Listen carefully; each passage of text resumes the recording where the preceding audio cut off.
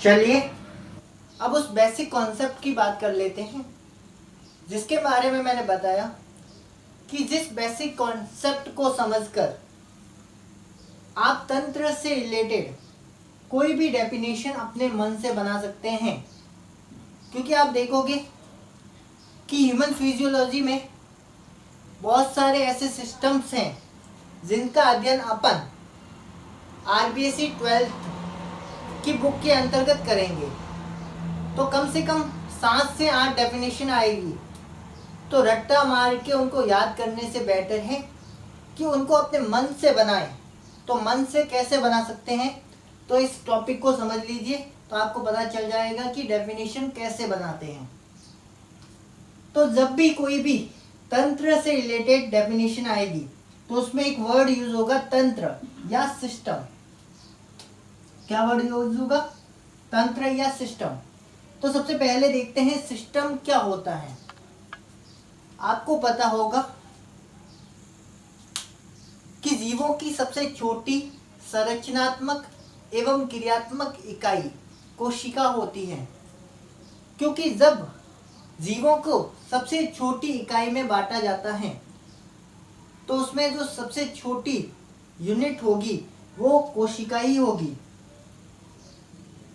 क्योंकि कोशिका को संरचनात्मक एवं क्रियात्मक इकाई क्यों कहते हैं? पहला क्वेश्चन ये बनता है कि कोशिका को ही संरचनात्मक एवं क्रियात्मक इकाई क्यों कहते हैं, तो उसको समझिएगा। जैसे कि आपको पता होगा एक कोशिकीय जीव भी पाए जाते हैं, यूनिसेलुलर ऑर्गेनिज्म और मल्टी सेलुलर ऑर्गेनिज्म।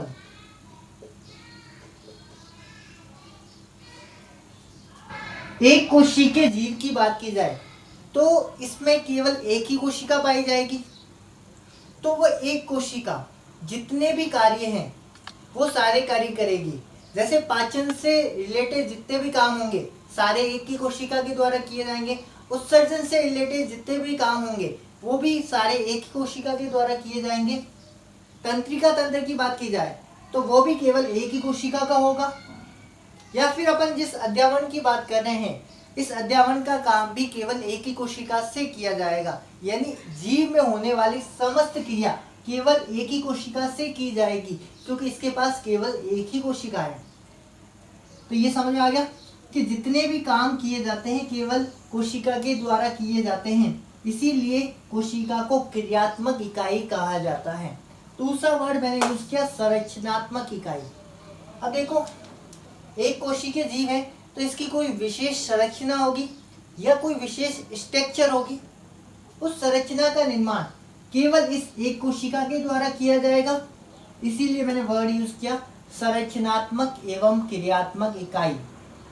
ठीक है, और किसकी है? जीव की। तो मैंने वर्ड यूज किया है क्या? जीवों की संरचनात्मक एवं क्रियात्मक इकाई कोशिका होती है। ठीक है, कोशिकाएं मिलकर के उत्तक का निर्माण करती हैं। आपको पता होगा, ये तो बेसिक कॉन्सेप्ट है जो आपने 4th और 5th क्लास के अंदर पढ़ा होगा।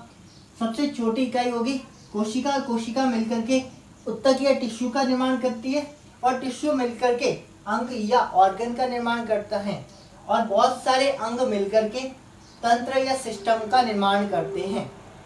तो तंत्र क्या हुआ? अंगों का समूह। ठीक है ना। तो तंत्र की डेफिनेशन जब भी आए तो एक वर्ड उसके साथ जोड़ना है, क्या? अंगों का समूह। ठीक, उससे पहले मैं एक और बात आगे तो बता देता हूँ कि कोशिका। आपने 11th में कोशिका वाला चैप्टर पढ़ा होगा, सेल बायोलॉजी।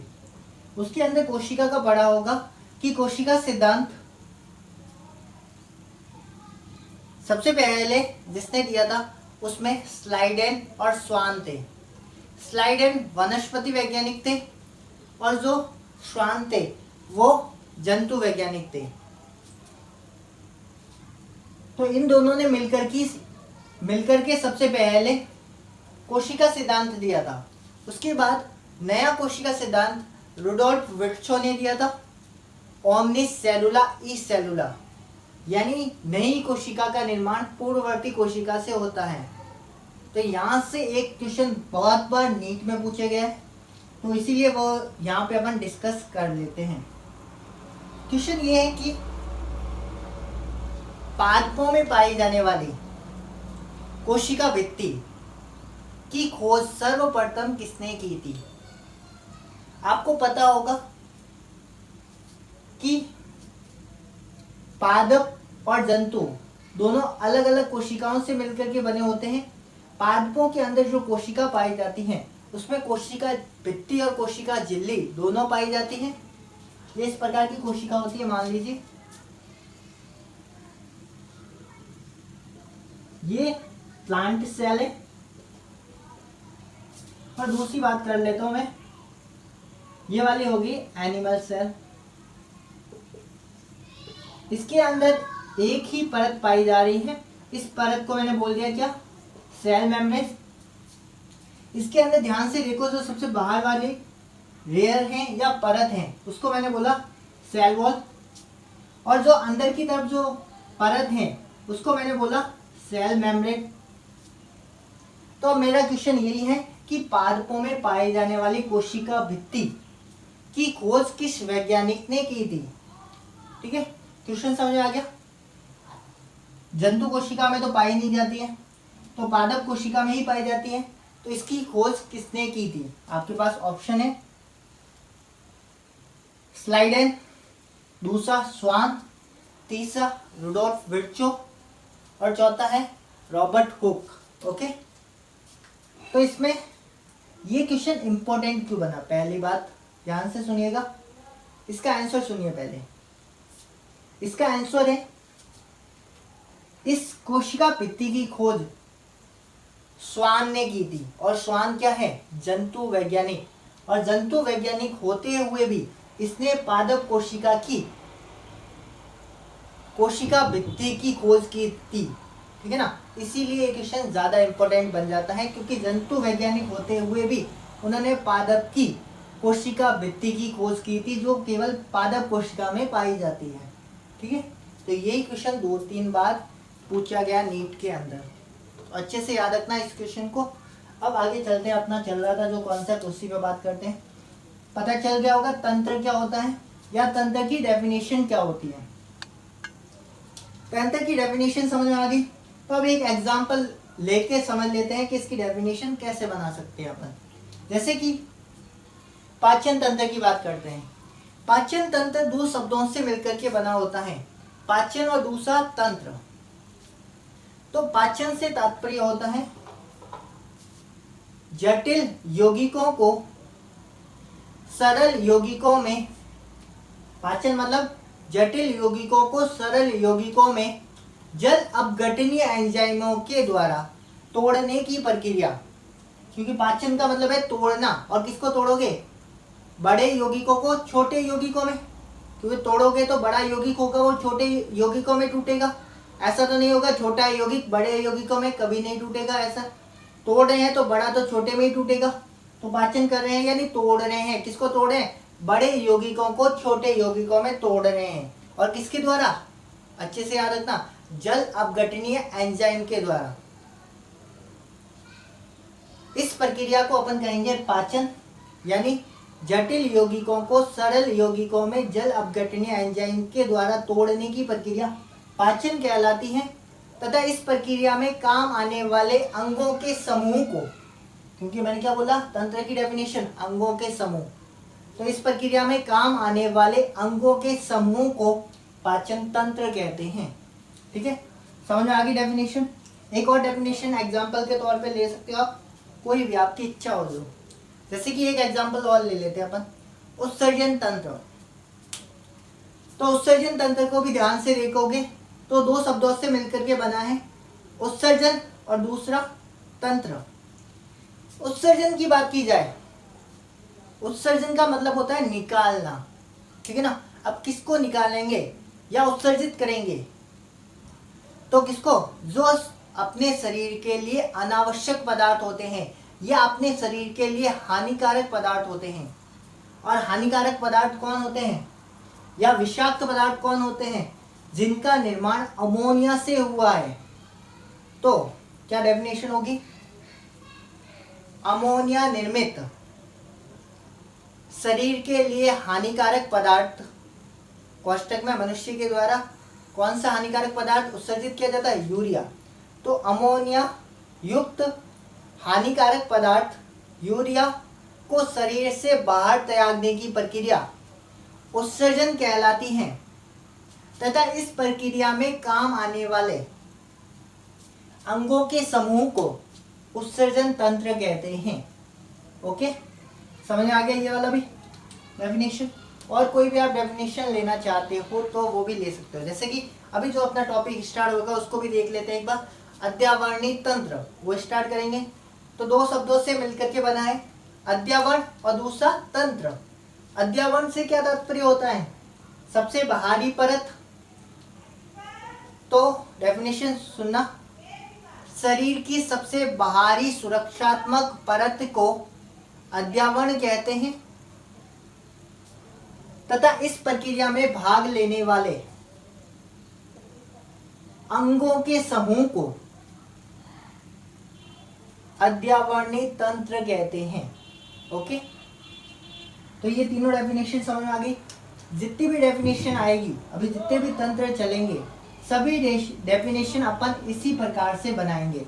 तो ये अपना बेसिक कॉन्सेप्ट था सिस्टम का या तंत्र का। ओके, तो तंत्र का मतलब समझ गए ना, अंगों का समूह। तो सबके अंदर जोड़ेंगे पीछे लास्ट में इस प्रक्रिया में काम आने वाले अंगों के समूह को। ठीक है ना?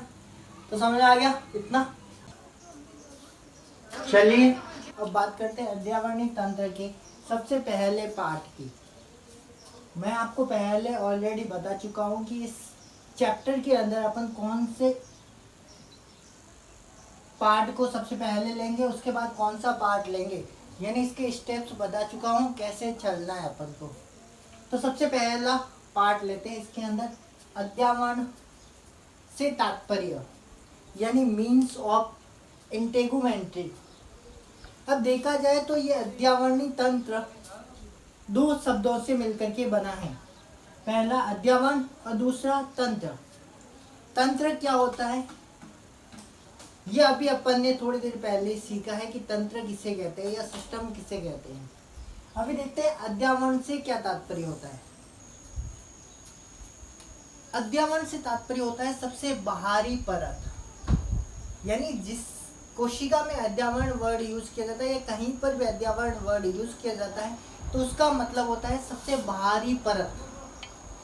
जैसे कि अपने डेली लाइफ में भी आप अध्यावरण जैसे शब्द से वाकिफ होंगे।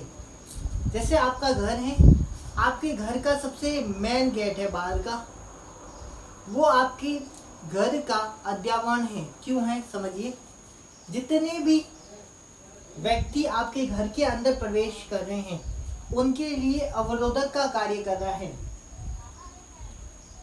इसीलिए उसे भी अपन अध्यावरण कह सकते हैं। बात करें मनुष्य के अध्यावरण की तो अपन देखते हैं मनुष्य के शरीर को, तो इस शरीर पर सबसे बाहरी परत जो है वो है त्वचा या स्किन।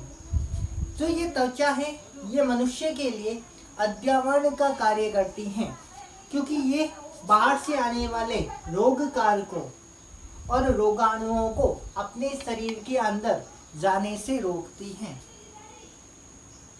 इसीलिए अध्यावरण के लिए एक बेटर वर्ड यूज कर सकते हैं अपन, बाहरी सुरक्षात्मक आवरण। और तंत्र का मैंने अभी बताया था अंगों का समूह। अब चलिए पूरी डेफिनेशन बनाते हैं इसकी। मनुष्य के शरीर में पाई जाने वाली बाहरी सुरक्षात्मक आवरण को अध्यावरण कहते हैं या इंटेगुमेंट्री कहते हैं तथा इस प्रक्रिया में काम आने वाले अंगों के समूह को अध्यावरण तंत्र कहा जाता है। ये तंत्र की डेफिनेशन मैं आपको पहले बता चुका हूँ, ठीक है ना? आई होप ये वाला समझ में आ गया होगा इसकी डेफिनेशन अपन ने कैसे बनाई। अब मैंने यहाँ पर वर्ड यूज किया इस प्रक्रिया में काम आने वाले अंगों के समूह को। तो कौन कौन से ऑर्गन्स या अंग होते हैं जो इस प्रक्रिया में भाग लेते हैं? तो अपन देखते हैं कि इस प्रक्रिया में जो मुख्य रूप से भाग ले रहा है वो है त्वचा, और त्वचा के द्वारा जितनी भी संरचनाओं का निर्माण होता है वो समस्त संरचनाएं अद्यावरणीय तंत्र के अंतर्गत आती हैं। तो मैंने ऑर्गन के अंदर लिखा त्वचा तथा त्वचा के व्युत्पन्न। त्वचा के व्युत्पन्न के अंदर अपन देखेंगे कि अपनी त्वचा है, इसके ऊपर हेयर यानी रोम पाए जा रहे हैं या बाल पाए जाते हैं। तो ये भी एक प्रकार से अद्यावरण का भाग ही है।